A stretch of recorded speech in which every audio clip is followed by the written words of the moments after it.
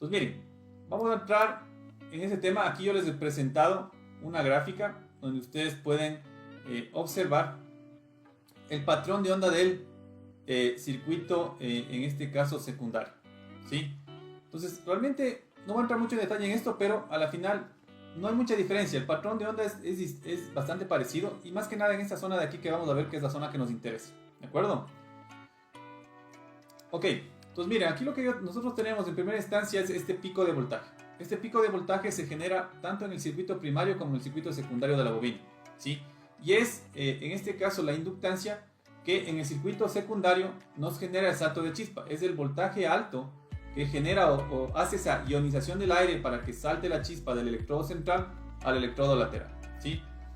Luego, tenemos que fijarnos para este diagnóstico de bujías específicamente. Esta gráfica se puede desarrollar mucho más en algunos conceptos de diagnóstico, pero lo que nos interesa en este momento es centrarnos específicamente en lo que va a suceder en la bujía.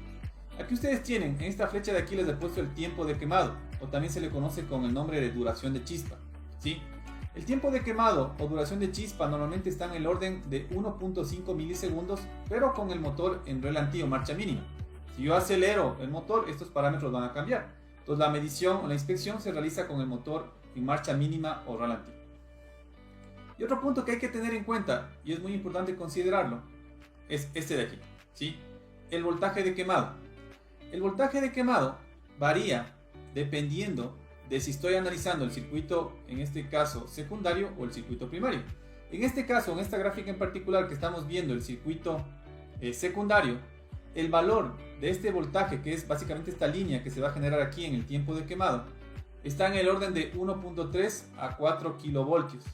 Sí, ya depende un poco de la bobina que esté utilizando y el sistema que esté trabajando, pero normalmente está en ese orden de 1.3 a 4 kilovoltios, ¿sí? Pero en un circuito primario, este valor de aquí normalmente se centra o se ubica en 40 voltios, ¿de acuerdo?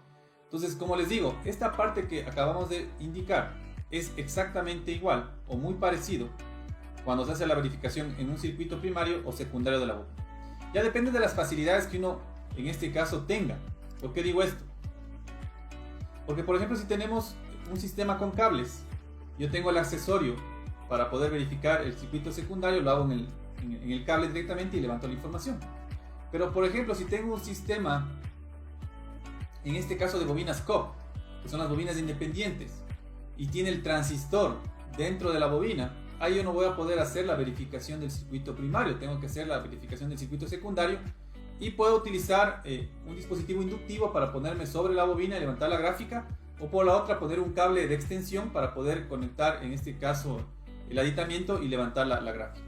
Ahora, si yo tengo un sistema de bobinas COP, que son bobinas independientes, que no tiene el transistor en la bobina, sino el transistor está, en este caso, en la computadora, yo puedo sacar tranquilamente el circuito primario, ¿sí?